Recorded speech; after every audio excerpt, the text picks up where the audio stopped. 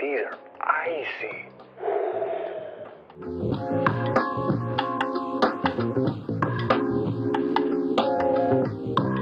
Yo, what's good, y'all boys? Underdog, and I am back in the building. In today's video, we are going to be reviewing the UNC 5s, a colorway that seems to be undefeated no matter what silhouette it gets thrown on. After this video, you will have all the information you need to answer the question: cop, flip, or completely skip. Let's get right into the review.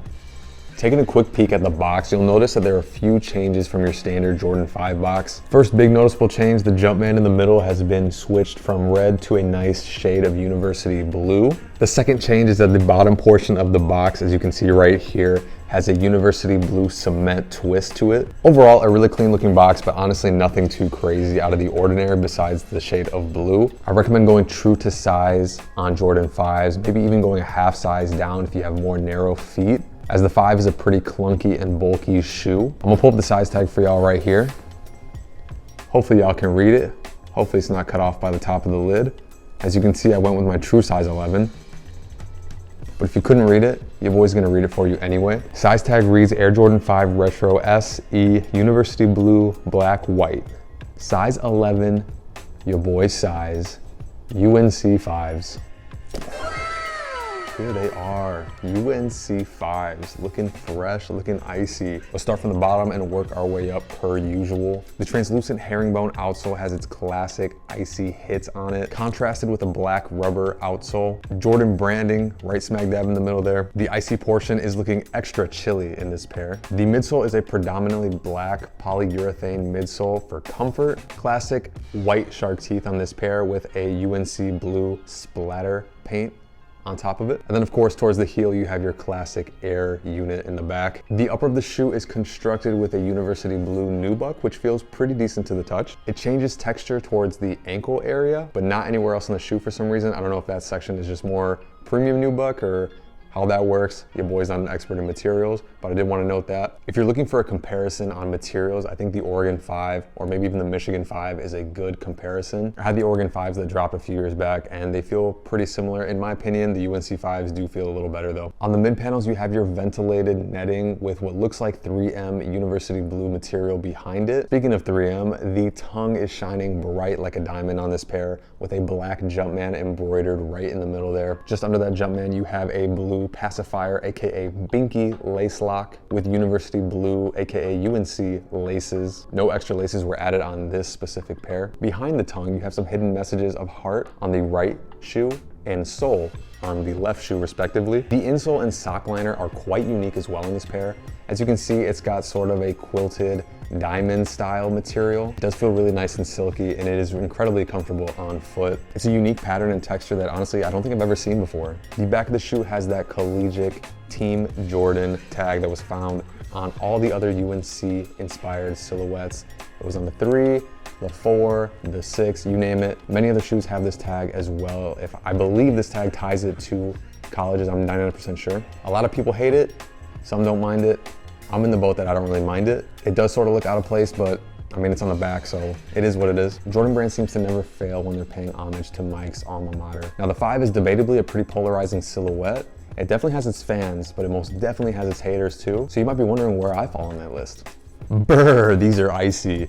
My honest opinion on these, I really think they're clean. I think they're fire. Kind of ironic, right?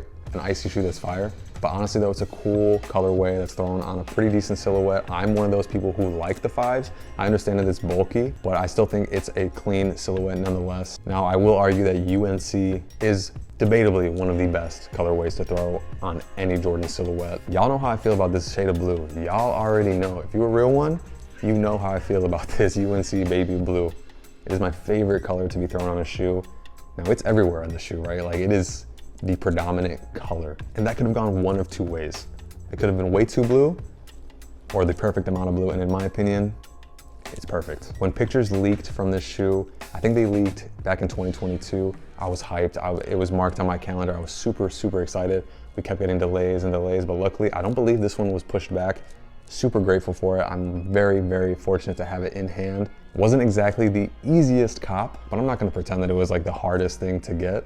These didn't come in grade school sizes, so that does kind of make it more limited. I think if you did your footwork though, you were probably able to catch a dub like me. But to answer that question of cop, flip, or completely skip for your boy, these are a cop, absolute cop. And I'm gonna give them an 8 out of 10. So like I mentioned before, these might not have been the hardest cop in the world, but these did sell out pretty quickly on the sneakers app. You might be able to catch a retail dub now that retailers are getting their shipments in and whatnot. So check your local Foot Lockers, Finish Lines, whatever it is.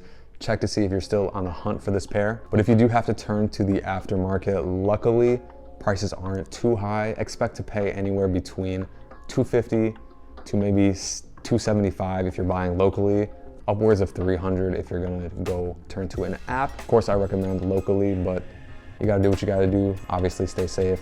If you're on the flip side of that and you're trying to make a little bit of money off of these, you can potentially make some lunch money selling them locally. Since retail was $225, if you sell them for $260, you're really only making like 10 bucks after tax. Is it worth it? Probably not. However, these might be a decent hold. UNC colorways tend to hold value over time. You never know, you might see these go up. It is a 5 though, so it's a gamble. I don't recommend holding, but hey, do what you want to do with your pairs, do what you want to do with your money. I'm not here to tell you how to spend your bread. Thank you for tuning into my review of the UNC 5 joints. I hope you got all the information you needed to answer that initial question of cop, flip them, or completely skip them. Comment down below what you did with this release. If you let them slide, let me know. If you copped them, let me know. If you're gonna flip them, let me know. I wanna know what you did with this pair. While you're down there, why not boop the like button? Maybe consider subscribing as well, joining Underdog Nation. We are on the road to 400 subscribers by the end of March, and you could be the next one to get us there. Again, thank you to each and every one of you for stopping by and giving your boy a shot. It really means the world to me. I can't say enough. Thank you. Of course, I got more content on the way. But until next video, peace.